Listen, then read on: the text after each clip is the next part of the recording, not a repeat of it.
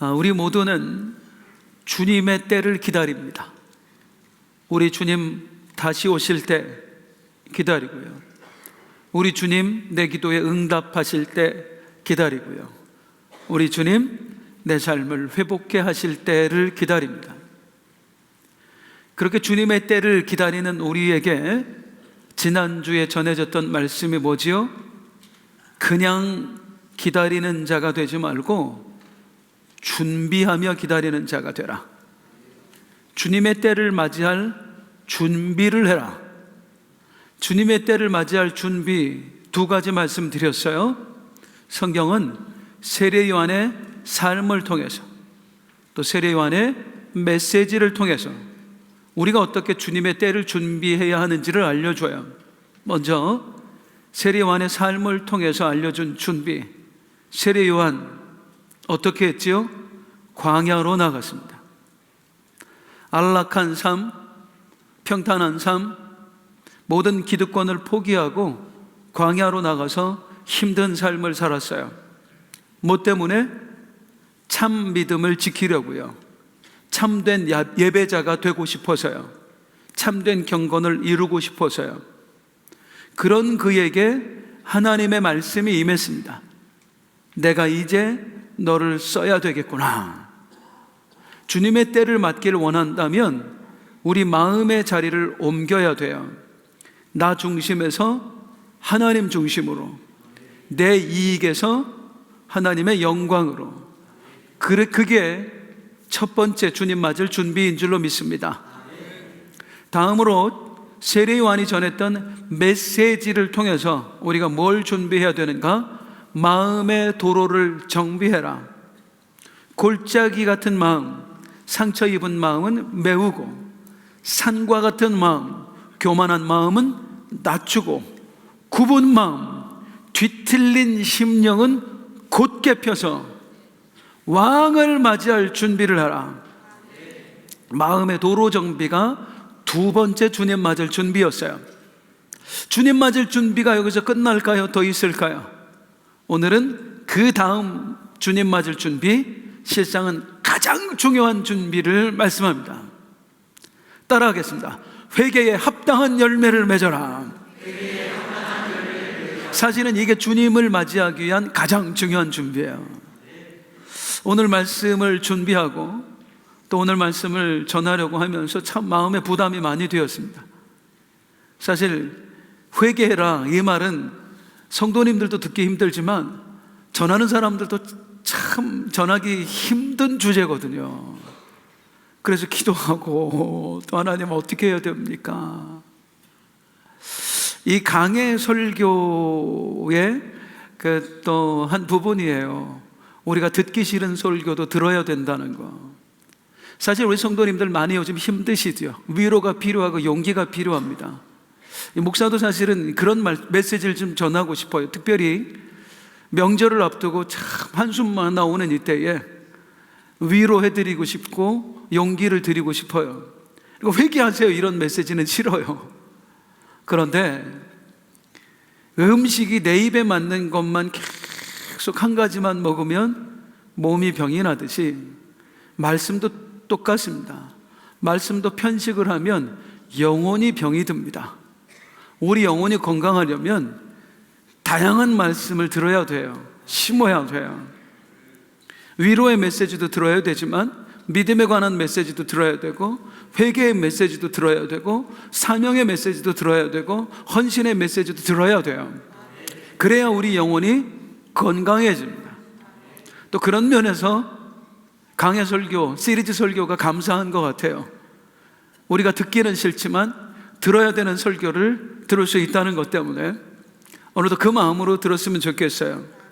내가 들어야 될 설교다 하는 마음으로요. 세례 요한에게 하나님의 말씀이 임했어요. 그리고 요한이 이제 본격적으로 사역을 시작을 합니다. 요한의 주요 사역은 세례를 베푸는 일이었습니다. 어떤 의무로요? 우리 정결해집시다. 우리 회개합시다. 그 마음으로 요한이 요단강에서 세례를 베풀었어요. 많은 사람들이 이 세례를 받기 위해서 왔습니다. 회개하기 위해서 온 거예요. 그런데 갑자기 그들에게 요한이 외치는 말이 있습니다. 7절 같이 읽겠습니다. 시작. 요한이 세례를 받으러 나오는 무리에게 이르되 독사의 자식들아, 누가 너희에게 일러 장차 올 진노를 피하라 하더냐. 요한이 외쳤대요. 독사의 자식들아. 이거 유대인들에게 가장 심한 욕이었습니다. 죄송합니다. 개새끼 그런 뜻이 아니에요. 이거는 마귀의 자식 그런 뜻이에요. 이 마귀의 자식 놈아, 하나님 백성한테 마귀의 자식 놈아. 근데 이 심한 욕을 누구한테 했어요? 세례 받으러 온 사람한테요. 회개하러 온 사람한테요. 뭔가 진짜 좀 잘 믿고 싶어 몸부림치는 사람한테 이 독사의 자식들아 하고 하는 거예요. 왜 그랬을까요? 아까 드렸던 그 말의 해답이 있습니다. 회개에 합당한 열매를 맺어라. 지금 요한 앞에 나온 사람들이, 세례 받으러 나온 사람들이, 회개하러 나온 사람들이 삶의 열매가 전혀 없는 거예요. 그냥 세례만 받고 가서 똑같이 사는 거예요. 하나님, 내가 죄인입니다 해놓고 여전히 짓던 죄를 반복해서 짓는 거예요. 그래서 말한 겁니다. 회개에 합당한 열매를 맺어라 하면서 이 독사의 자식들아를 먼저 맺힌 거예요. 우리 그리스도인들 회개를 좀 잘못 이해하는 부분들이 있습니다. 우리는요, 하나님 잘못했어요, 하나님 죄송해요 하고 하나님 앞에서 눈물 흘리면 그게 회개인 줄 알아요. 사랑하는 성도님들, 그게 회개일까요? 혹시 이 영화 보셨어요? 밀양이라고 하는 영화예요. 이거 보면 정말 기독교인으로서 수치가 느껴집니다. 안 보신 분들은 계속 안 보시기를 저는 추천합니다. 마음이 힘들어요. 이 주인공 되는 여자분이 어느 날 남편과 사별을 했습니다. 그리고 남편이 살아생전에 내가 우리 고향 가서 살고 싶다 했던 밀양으로 자기 아들을 데리고 내려가서 살아요. 남편 없이 둘이 참 서로 의지하며 사는 거예요. 그런데 이게 웬일입니까? 이 아이가 유괴를 당합니다. 그리고 결국에 죽고 말아요. 엄마가 정말 미쳐버리는 거죠. 남편을 잃었는데 이제 자식까지 없는 거예요. 막 절규하는 이 엄마에게 주변 사람들이 와서 위로하고 권면하고, 그렇게 해서 이 여인이 믿음을 갖게 됩니다. 교회 와서 예배하고 그 신앙생활을 하면서 이 고통을 이겨내는 거예요. 겨우 버텨내는 거예요. 그러다가 어느 날 하나님이 감동을 주십니다. 이 아이를 살해한 그 살인범을 용서하라는 감동을 주세요. 어떻게 용서하겠어요? 내 아들을 죽였는데. 그 사람이 다른 사람 아니에요. 우리 아들 학원 원장님이었어요. 용서하라고. 계속 그 마음과 싸우다가 드디어 결단합니다. 용서해야 되겠다. 우리 하나님께 순종해야 되겠다. 힘겹게 그 교도소에 찾아갑니다. 그리고 내가 당신을 용서하고 싶다고 말하려고 했더니 이게 웬일입니까? 얼굴이 너무 평안한 거예요. 평안하다 못해 아예 광채가 나는 거예요.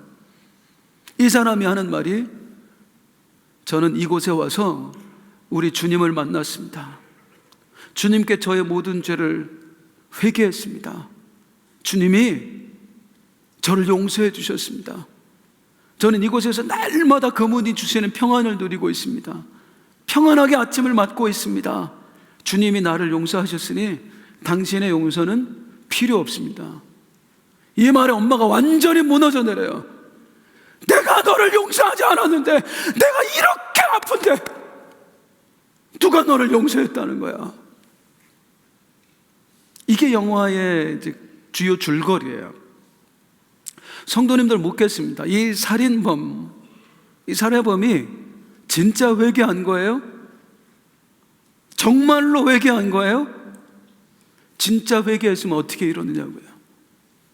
진짜 회개한 사람이 어떻게 그렇게 말할 수 있느냐고요. 당신의 용서 필요 없어요. 나는 이미 하나님이 용서해서요 너무나 평안해요. 어떻게 이럴 수 있냐고요. 이 엄마한테 미안해서 견딜 수 없어요. 진짜 회개한 사람이지. 미안합니다. 죄송합니다. 얼마나 마음 아프셨습니까? 진짜 제가 잘못됐습니다. 제가 죽일 놈입니다. 이렇게 말해야 정상 아니에요? 그런데 아무런 죄책감이 없어. 하나님이 나를 용서해 주셨어요. 저는 정말 평안합니다. 당신이 용서해 주지 않아도 괜찮습니다. 그가 평안을 느낀다? 진짜 평안은 아닙니다. 그가 용서받았다고 하는 것도 스스로 착각하는 거고요, 그가 평안을 누린다고 하는 것도 스스로 착각하는 평안이에요. 진짜 회개한 사람은 이럴 수가 없어요. 진짜 회개는 뭐냐면, 잘못했어요, 정말 용서해 주세요, 이게 아니에요. 성경이 말하는 진짜 회개는 돌이키는 거예요. 내가 하나님이 원하시는 방향과 다른 방향을 걷고 있었는데, 그런 내가 이제 방향을 다시 하나님께로 돌리는 거. 내 중심으로 살아왔던 삶을 청산하고 이제 하나님 중심으로 살아가는 거. 나를 위해 살던 삶을 청산하고 이제 하나님을 위해서 하는 거. 이게 진짜 성경이 말하는 회개예요. 진짜 회개를 하면, 나 중심에서 하나님 중심으로 옮기면 어떤 일이 벌어지겠습니까? 내 중심으로 살아왔던 지난 날이 후회돼서 견딜 수가 없어져요. 내가 왜 그랬을까? 내가 도대체 왜 그런 삶을 살았을까? 왜 우리 하나님은 마음을 그렇게 내가 아프게 했을까? 하나님 미안해요. 나 때문에 너무 마음 아프셨지. 또 내 주변 사람들한테도 미안해서 견딜 수가 없어요. 여보 미안해.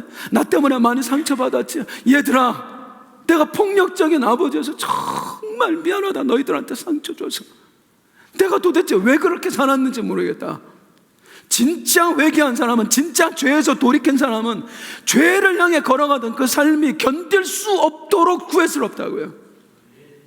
그것뿐만 아니라 또 하나, 진짜 회개한 사람은 뭐냐면요, 이제 제대로 한번 살고 싶어서 몸부림친다고요. 하나님, 내가 부족하지만, 내가 연약하지만 이제 정말 당신의 기쁨이 되어드리겠습니다. 여보 힘들지? 내가 이제 당신 마음 씻어줄게. 얘들아, 아빠가 잘할게. 그리고 실패할 망정 진짜 그렇게 제대로 한번 살고 싶어서 노력한다고요. 진짜 회개한 사람, 진짜 돌이킨 사람은요. 그런데 이 요한 앞에 나온 사람은 어떠느냐? 회개하러 왔어요. 세례받으러 왔어요. 그런데 세례는 받지만 뉘우치는 마음이 없어요. 잘못했어요, 회개는 하고 돌아가서 여전히 예전에 살던 삶을 반복하는 거예요. 이 독사의 자식들아 하는 거예요. 그러면 이제 왜 이들은 진심 어린 회개를 하지 못했을까? 그럴 필요성을 못 느꼈기 때문입니다. 진심 어린 회개를 할 필요성을 볼게요. 시작. 그러므로 회개에 합당한 열매를 맺고 속으로 아브라함이라 우리 조상이라 말하니, 이들이 가졌던 그 마음속 깊은 곳에 자리 잡고 있던 생각이 뭐냐면, 우린 아브라함의 자손이야, 우린 언약의 백성이야 였습니다. 이렇게 생각하고 사니까 진짜 회개할 필요성을 못 느끼는 거예요. 우린 아브라함의 자손이야, 우린 언약 백성이야, 우리는 영원히 구원받았어, 우리의 구원은 결코 취소되지 않아, 이렇게 생각하니 무슨 회개가 나오겠느냐고요. 내가 어떤 짓을 해도 하나님이 다 용서한다고 믿고 있는데, 무슨 짓을 해도 나는 아브라함의 자손이라는 그 위치가, 지위가 변화되지 않는다고 믿는데, 내가 어떤 죄를 지어도 천국 갈 거라고 믿는 사람들이 무슨 회개를 하겠느냐고요. 그냥 와서 잘못했어요 하고 돌아가서 또 죄짓고 미안해 울고 또 반복하고, 이게 계속 되는 겁니다. 안타깝지만 이렇게 사는 그리스도인들이 너무 많은 거예요. 나에겐 영원한 구원이 약속되었어, 나의 구원은 절대로 취소되지 않아, 우리 하나님은 어떤 죄라도 용서해 주셔, 그렇게 믿고 여전히 죄의 길을 걷고 있는 사람들, 하나님과 반대 방향을 걷고 있는 사람들이 너무 많아요. 이건 회개한 거 아니라고요. 사랑하는 성도님들, 우리가 주일에 와서 하나님 잘못했어요, 진짜 제대로 한번 살아볼게, 오늘 장로님도 기도하셨습니다만 대표 기자들 다 그렇게 기도하고 우리 모두가 그 기도에 아멘합니다. 그러면 자, 지난 월요일부터 토요일까지 우리가 후회되는 삶이 있을 거예요. 그리고 이 주일에 와서 하나님께 잘못했어요, 제대로 살아볼게요 했어요. 그럼 내일부터 그 다음 토요일까지는 어떻게 해야 돼요? 이전과 달라야죠. 뭔가는 달라야죠. 그런데 우리의 삶은 뭐냐면 복사 붙여넣기. 지난주 월요일부터 토요일까지 살았던 그 삶, 죄송합니다, 용서해 주세요 그래 놓고 다시 다음 주에 붙여넣기. 똑같이 살고 그 다음 주에 와서 또 잘못했어요, 그 다음 주에 또 붙여넣기, 그 다음 주에 또 붙여넣기. 이렇게 20년, 30년, 40년 신앙생활한 사람들이 얼마나 많냐고요. 그게 진짜 회개일까요? 저는 이렇게 사는 그리스도인, 제가 아니라 사실은 이렇게 부릅니다. 짝퉁 그리스도인이라고요. 사실 기술이 좋으면 짝퉁하고 진품하고는, 가품하고 진품하고는 비교가 안 돼요. 다 똑같아 보여. 진짜 좋아 보인다고 전문가의 눈에는 가려져요. 아, 이거 짝퉁이구나. 그래서 우리가 해외 나가서 아무리 똑같이 생겼다고 해가지고 사갖고 와도요, 세관의 그 전문가들 눈에 띄어서 다 뺏깁니다. 그리고 그 가짜 명품 가방 어떻게 되죠? 폐기되고 말아요. 이 가짜의 운명에 대해서 오늘 본문도 말씀하고 있습니다. 누가복음 3장 9절입니다. 시작. 이미 도끼가 나무 뿌리에 놓였으니 좋은 열매 맺지 아니하는 나무마다 찍혀. 이 모습 그대로 주님 맞으면 결국에는 우리 폐기되고 만다. 이 무시무시한 말씀, 무시무시한 말씀이에요. 이 무서운 선포 앞에 거기 있는 사람들 어떻게 했을까요? 우리가 왜 이렇게 하지 않았습니다. 그들은 이렇게 물었습니다. 그러면 우리가 무엇을 하리까? 참 감사해요. 이 질문이 나올 수 있다는 게 얼마나 감사한지 몰라요. 어떻게 보면 우리 회개하러 왔어요. 우리 나름대로 열심히 믿음 생활하고자 몸부림치는 사람들이에요. 어떻게 우리한테 그렇게 심한 말을 할 수 있어요가 아니라 그러면 우리가 무엇을 하리까? 우리 어떻게 살아야 돼요? 우리 어떻게 살면서 주님 맞아야 돼요? 이 질문을 하는 거예요. 이게 얼마나 감사하냐고요. 안타까운 건 뭐냐면 오늘날 이 질문을 잃어버린 그리스도인들이 너무 많다는 거예요. 그러면 우리가 어떻게 해야 돼요? 우리 정말 어떻게 살아야 돼요? 이 질문 없이 예배드리고 삶의 현장으로 그냥 돌아가는 분들. 오늘 예배 좋았네, 오늘 은혜로웠네, 야, 말씀에 뭔가 나한테 와닿는 게 있어, 그래 놓고 지난 삶을 그대로 붙여넣기 하는 사람들. 우리는 끊임없이 질문해야 됩니다. 말씀 앞에. 그러면 내가 어떻게 살아야 돼요? 내가 어떻게 해야 돼요? 어떤 삶을 살면서 내가 우리 주님의 때를 맞이해야 돼요?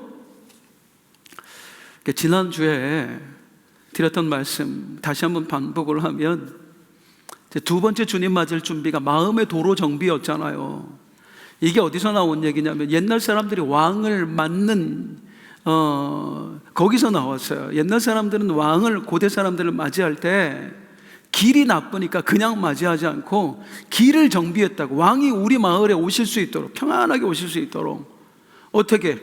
골짜기는 메꾸고 산은 낮추고 굽은 길은 곧게 해서 왕이 편안하게 내 집 앞까지 오실 수 있도록 정비를 했다, 그 말이에요.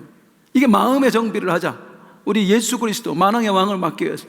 그런데 성도님들, 마음의 도로는 정비를 해놨어요. 우리 집 앞까지, 앞마당까지 편안하게 오시겠어요. 근데 이 마을 사람들이 도로만 정비해놓고 마을 정비를 하나도 안 한 거예요. 이 마을에 오물이 가득해요. 얼마나 더럽고 냄새가 나는지 몰라요. 왕이 들어오시겠습니까? 그 앞에까지 왔다가 돌아가는 겁니다. 지금 그 얘기하는 거예요. 주님의 때를 맞기를 원하느냐?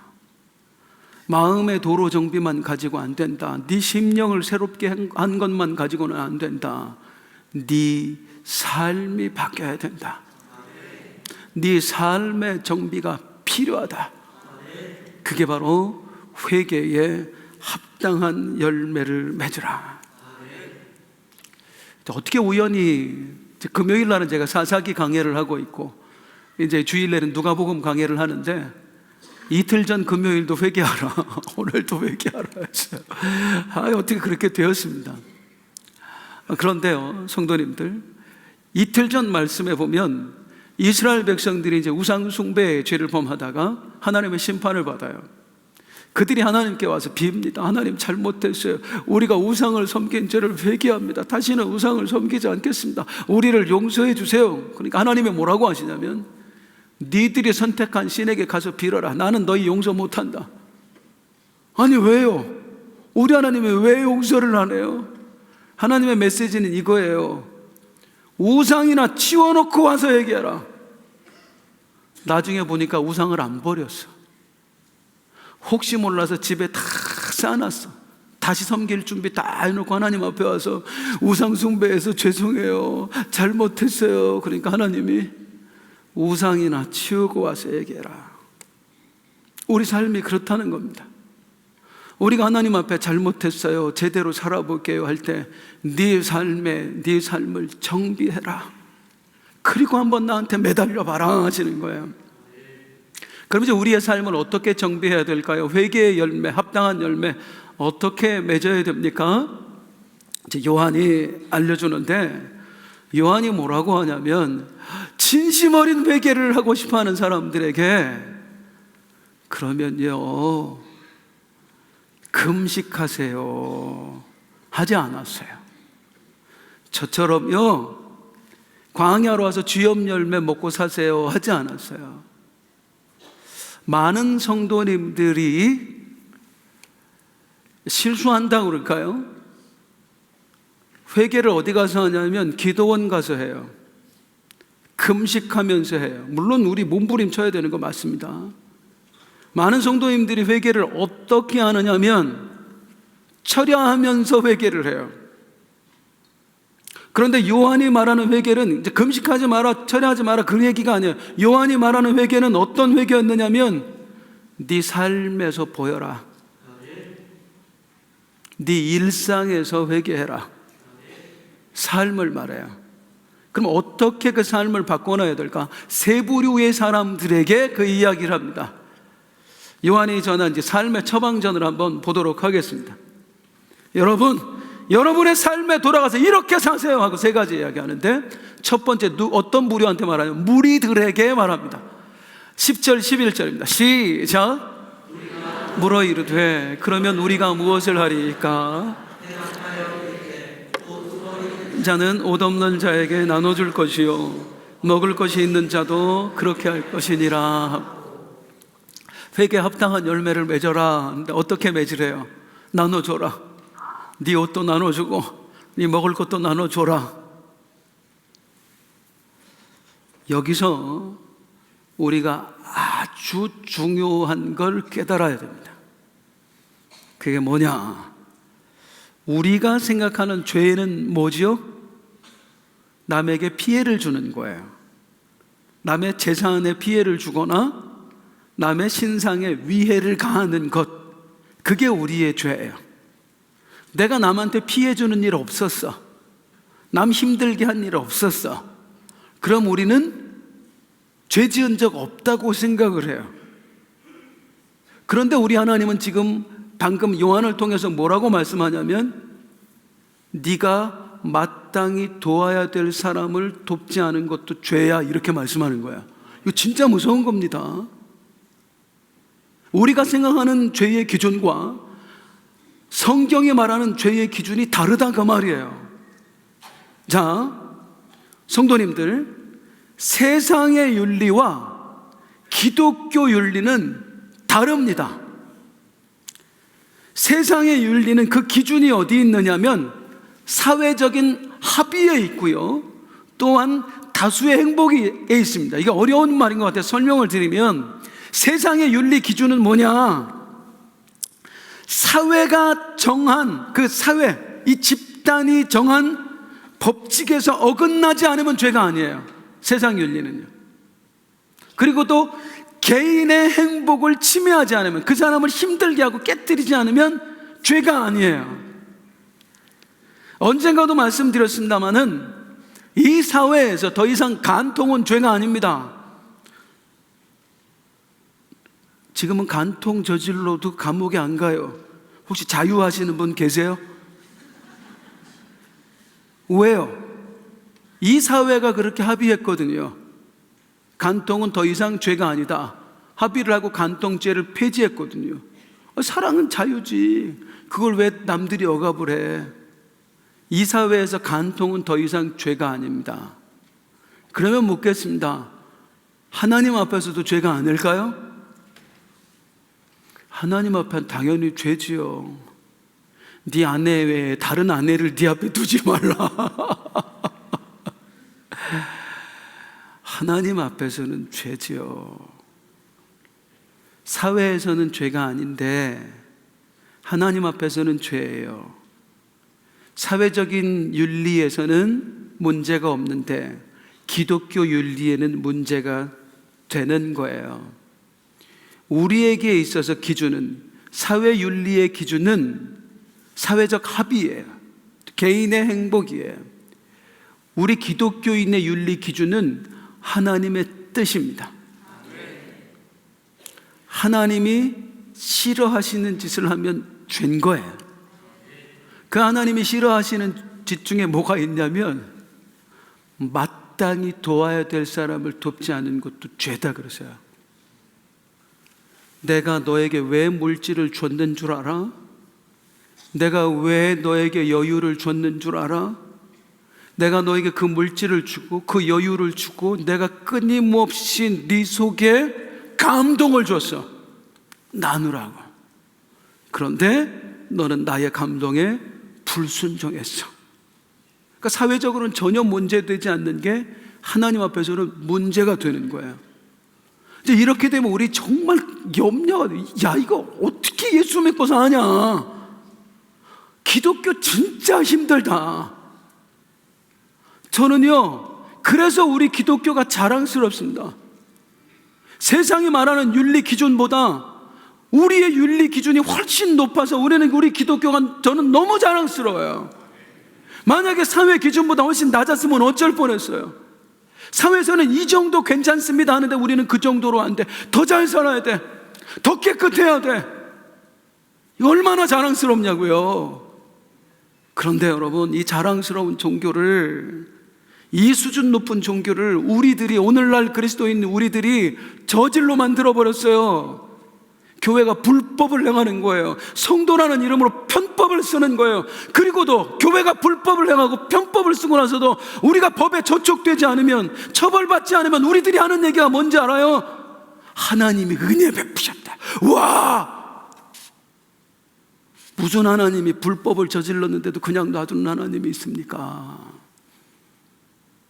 기독교를 싸구려로 만들어버렸어요. 세상의 기준보다 훨씬 더 낮게 만들어버렸어요. 그러니 기독교가 손가락질 맞는 거예요.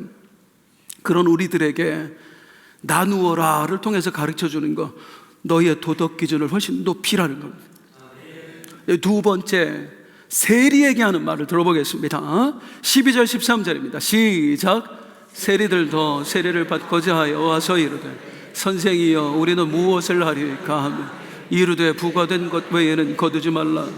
이거 참 감사한 게 세리들도 와서 우리 어떻게 살아야 돼요 외쳤다는 거예요. 이 당시에 세리는 로마의 앞잡이였습니다.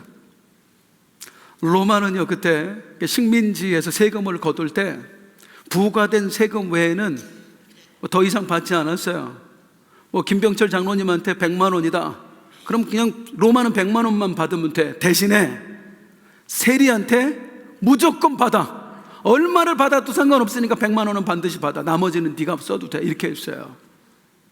그러니까 이 세리들이 김병철 장로님이 내야 될 세금이 100만 원인데 말도 안 되는 세금 막 여기 갖다 붙이고, 그 당시 사람들 글도 잘 모르니까. 그래서 200만 원, 300만 원을 세금으로 뜯어가서 100만 원은 로마 당국에 바치고 나머지는 자기가 착복한 겁니다. 그거 하지 마라. 부과된 것 외에 거두지 마라. 이게 오늘 우리에게 하는 말은 뭐냐면 따라하겠습니다. 정직하라. 사실 그 당시에 이거는 그냥 관례였어요. 세리들만 그렇게 하는 게 아니라 다 그렇게 했어요. 그렇게 안 하면 멍청이야. 그게 지혜였어요. 삶의 지혜. 관행. 성경은 우리에게 관행을 따르라 하지 않습니다. 하나님 말씀을 따르라 합니다. 모두가 괜찮다고 해도 하나님의 사람은 안 된다. 남들이 다 속인다고 하나님의 사람도 속여서는 안 된다. 남들이 불법을 행한다고 하나님의 사람도 불법을 행하면 안 된다. 부탁드립니다. 우리 그리스도인 달라야 됩니다. 우리 사업하시는 성도님들 계신가요? 세금 정당하게 내세요. 우리 직장인들 영수증 처리 정직하게 하세요. 그렇게 했다가는 사업 못해요. 못 살아남아요. 우리한테는 하나님이 있잖아요. 전능하신 하나님이 내 아버지잖아요. 그분이 책임진다고 믿으면 할 수 있어요. 안 하는 이유는 못 믿으니까 안 하는 거예요. 진짜로 믿는 게 아니니까 안 하는 거예요. 사랑하는 성도님들, 진짜로 믿읍시다. 그리고 이 사회에서 정직하게 한번 살아봐요. 그게 회개래요. 정직하게 사는 게. 자, 세 번째, 군인들에게 하는 말이 있어요. 14절 시작. 군인들도 물어 이르되 우리는 무엇을 하리이까? 이르되 사람에게서 강탈하지 말고 거짓으로 고발하지 말고 받는 급료를 축한 줄로 알아. 이 당시 군인들 어떻게 했어요? 강탈하고 없는 죄 만들어가지고 빼앗고 내 급료 외에 다른 돈 착복하고. 우리나라 일제시대 순사들 생각하시면 되고, 군인들이 다스리던 때에 좋은 군인들 말고요, 그 나쁜 군인들 생각하시면 될 것 같아요. 군사정권에서 힘 있는 자들을 향한 권면이었습니다. 한 20년 정도 된 것 같아요. 제가 이제 마지막 동창회를 나간 지가. 우리 고등학교 동창 하도 안 온다 그랬고 오라고. 그래서 갔습니다. 그 목사 안수 받기 거의 얼마 직전이었어요. 유호승 목사 된다고 소문 나가지고 애들이 신기해요. 죽어. 아주 고맙다고. 야, 너 같은 애가 목사네, 고맙다. 내 같은 애가 어때서 이 새끼야. 그런데 이제 이게 친구들이, 동창들이 좀 다양합니다. 지금은 이제 그 친구들 안 만난 지 그때 이후로 안 만나요. 이제 오래돼서 서로 바쁘니까 못 만나요. 친구들 계층이 다양합니다. 조폭도 있고요, 검사도 있고요, 사업하는 친구들도 있고요, 형사들도 있어요. 하여튼 다양해요. 제 친구들이. 이제 같이 식사하고 걔들은 술 마시고 저는 그냥 앉아 있는 거지요. 음료수 마시고. 그랬더니 이것들이 목사하고 신부를 착각을 하는가 봐. 신부님한테 해야 될 고해성사를 저한테 하는 거예요. 술 처먹고 와가지고. 조폭 친구가 와가지고, 이러니 내가 진짜 왜 이러고 사는지 모르겠다. 그러고 한참 그러고 갔어. 그랬더니 좀 있다가 강력계 형사놈이 와서 제 앞에 앉았어요. 그랬더니 저한테 딱 하는 얘기가, 호성아 반갑다. 그랬더니 너 혹시 영화 투캅스 봤냐? 투캅스라는 영화가 옛날에 있었어요. 비리 형사들 얘기예요. 그 얘기하면서 투캅스 봤냐? 그래서 봤다. 그랬더니 이 형사 친구가 하는 얘기가, 내가 그렇게 산다. 그 비리 형사들하고 똑같이 산다. 지금은 안 그래. 지금은 못 그러죠. 그때만 해도. 그러면서 하는 얘기가, 나 처음 형사 될 때만도 내가 이렇게 될 줄 몰랐다. 나 이런 마음 아니었다. 근데 어느새 내가 이러고 산다. 그러면서 저한테 하는 얘기가, 나 쪽팔려 죽겠다. 내 모습이 쪽팔려 죽겠다. 술 먹고 그러더라고요. 사실은 힘이 있으면 그 힘을 유력 행사를 하는 게 우리의 인생들이에요. 내 이익을 위해서. 그런 우리들에게 오늘 본문은 위력 행사하지 마라. 오늘 현대인의 이야기로 하면 무슨 말을 한 거냐면, 따라가겠습니다. 갑질하지 마라. 갑질하지 마라, 그 얘기예요. 내 지위를 가지고, 내 힘을 가지고, 내 직급으로 약자를 누르지 말라는 얘기입니다. 몇 가지 얘기만 성도님들 한번 해볼게요. 제발 부탁인데요, 식당에 가서 종업원들한테 함부로 하시면 안 돼요. 식당 종업원들한테 물컵 좀 어지를 수 있지요. 그 바쁘게 다니다 보면 집에서 안 엎지르세요? 집에서 물컵 어질러갖고 아내들한테 혼난 경험들 남편들이 있으시잖아요.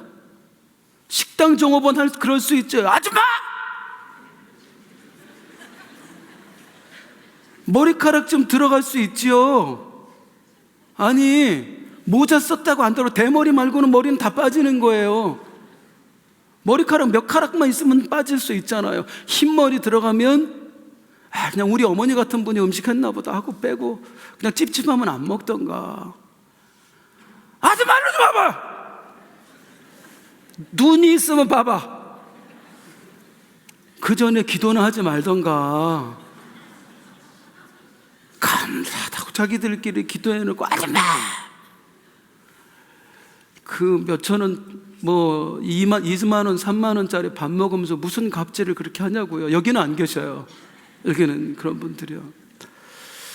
또 제가 참 재작년인가 이렇게 신문 보다가 아우 진짜 내가 너무 마음이 찢어지는 게 하나 있었어요. 그 아파트 경비님들, 경비 아저씨 할아버지들, 그 초소에 에어컨 돌아가면 전기세 얼마나 나와요. 우리도 더운데 우리 아버지 같은 분들 그 전기세 아깝다고 어느 아파트들에서 에어컨 떼버렸대. 인간인가 이게. 그러면서 불현듯 생각났던 게 뭐냐면 이 아파트에 기독교인이 몇 명이나 있었을까 과연. 왜 그 집에서 그 초소 하나 에어컨 전기세 내면은 가구당 1,000원이나 냅니까? 그 1,000원이 아까워가지고 그걸 하는 거예요. 기독교인들도 다 침묵하고 있고 이게 말이 되냐고요. 성도님들 부탁드려요. 여러분 혼내는 거 아니에요. 여러분들은 그런 적 없으세요? 혹시 여유가 되시는 분들 있으면, 능력 되시면 에어컨 없으면 에어컨 달아드리시고, 사람들이 그렇게 하면 내가 대신 전기세 내겠다고 해주세요. 우리 기독교인 그렇게 해서 하는 거예요. 그런데 갑질을 해. 왜? 꼼짝 못한다고. 주민들이 자를까 봐. 지난 여름 얼마나 더웠습니까? 지난 여름 더운데 우리 집 그 라인 엘리베이터가 몇 번 고장났어요. 19층인데 진짜 힘들어. 어느 날 이제 집에서 나왔는데 또 고장났어. 그래서 이제 아래층으로 내려가는데 저 밑에서부터 거룩한 욕소리가 들려. 막 그냥 18 막 하면서 막 개 뭐 하면서 막 올라오고 있더라고. 누가 저렇게 욕을 하나. 이해는 되지, 욕하는 게. 올라오다 딱 마주쳤는데 오토바이 헬멧 쓰고 손에는 아이스 아메리카노 한 잔 탁 들고. 누군지 아시죠? 예, 배달하시는 분이요. 그 더운 여름에 엘리베이터 고장난 줄 알았으면 안 시켜야지. 먹고 싶으면 내 발로 걸어서 가서 먹던가. 정당한 권리, 나는 배달료 지불했는데 2,000원 줄게 한번 내려갔다 와보세요.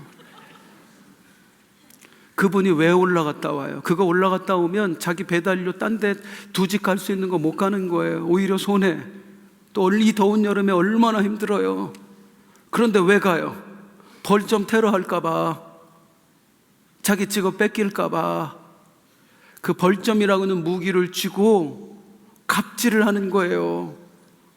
그 아이스 아메리카노 한 잔 안 마시면 어때서요? 이런 거 하지 마라. 네 주변에 약자라고 생각하는 사람, 네가 힘으로 어떻게 할 수 있다고 하는 사람 배려해라. 그리고 최대한 그들을 살펴라. 이게 오늘 말씀이 말하는 세 번째 회개에 합당한 열매. 사랑하는 성도님들, 한번 따라하겠습니다. 회개에 합당한 열매를 맺어라.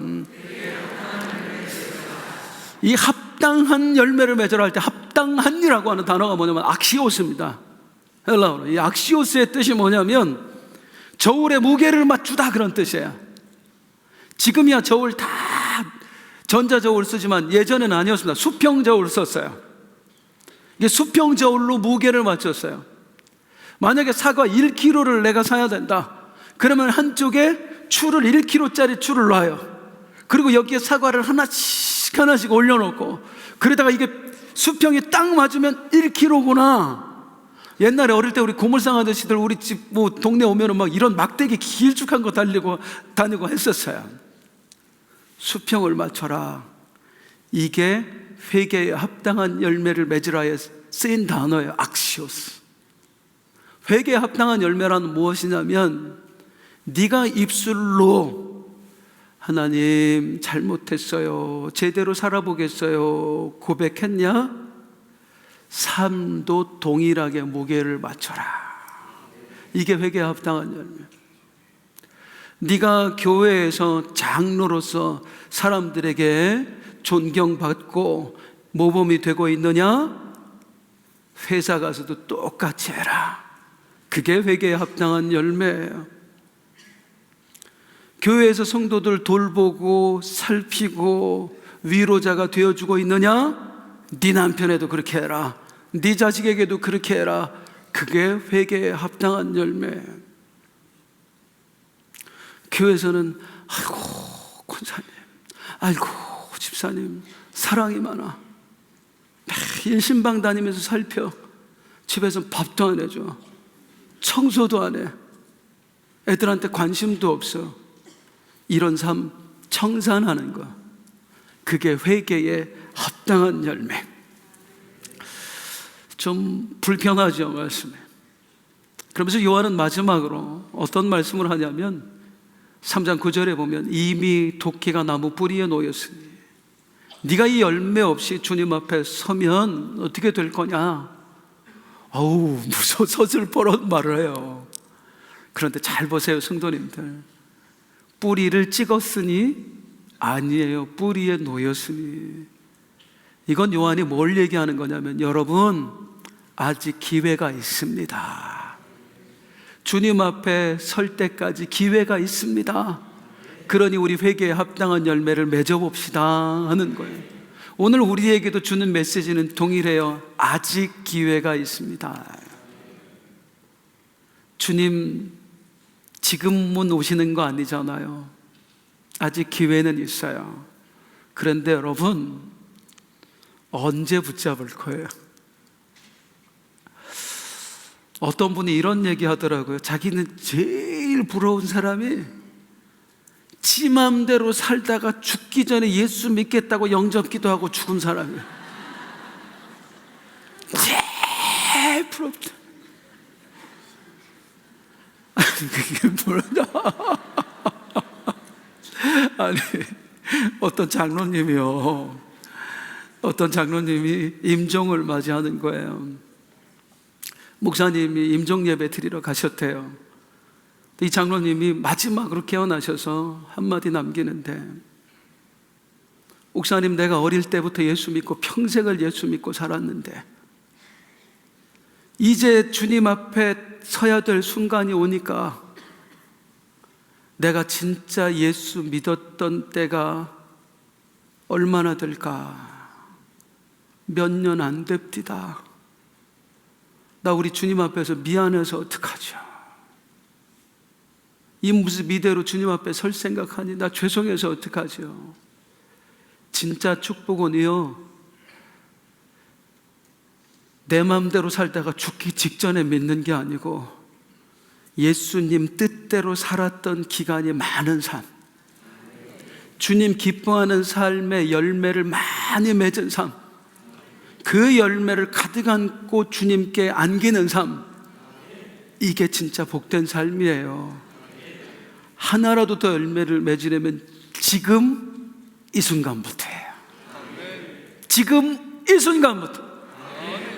주님 원하시는 열매 맺는 삶이 되길 주님의 이름으로 축복합니다. 일어나서 함께 찬송하겠습니다.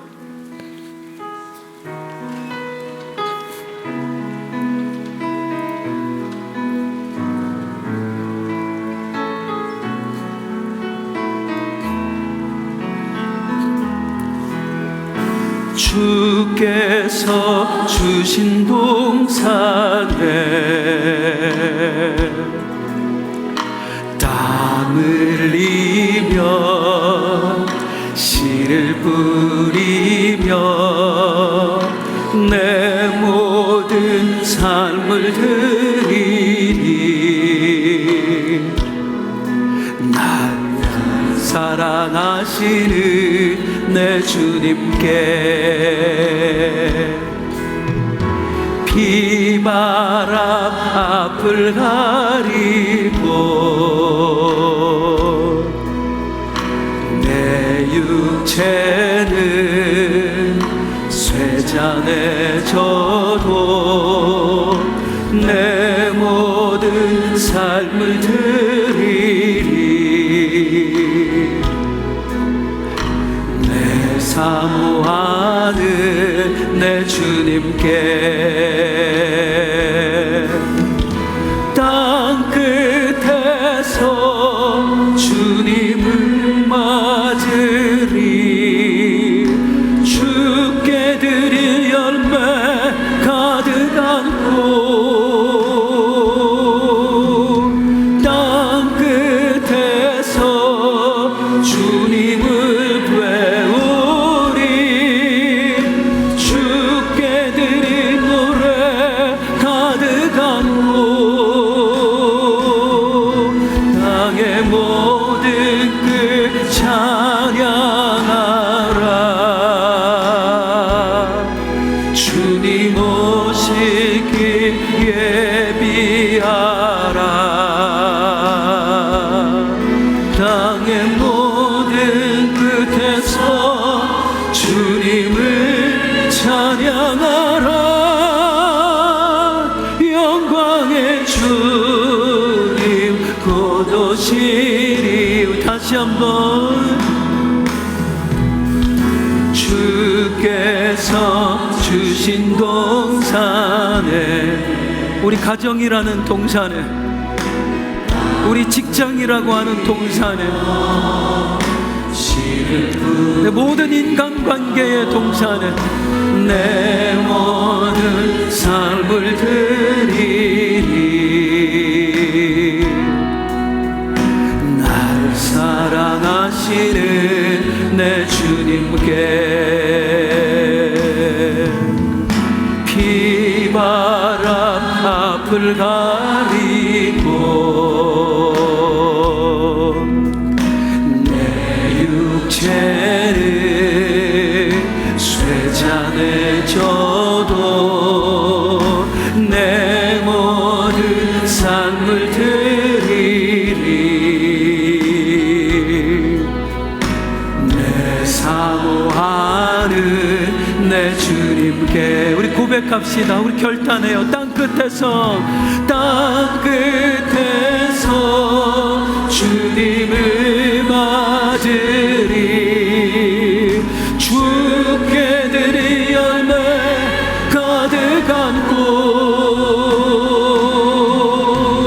땅 끝에서 주님을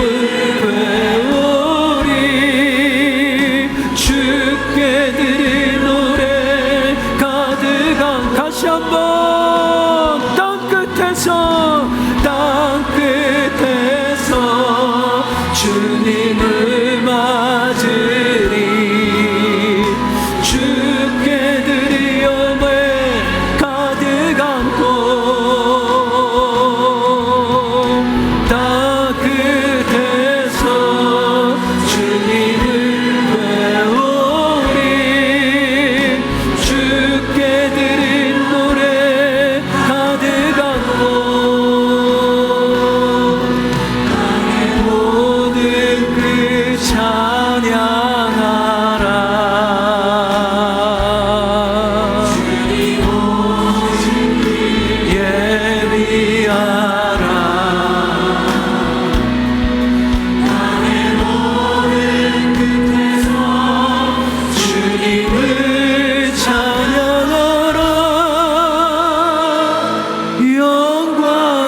주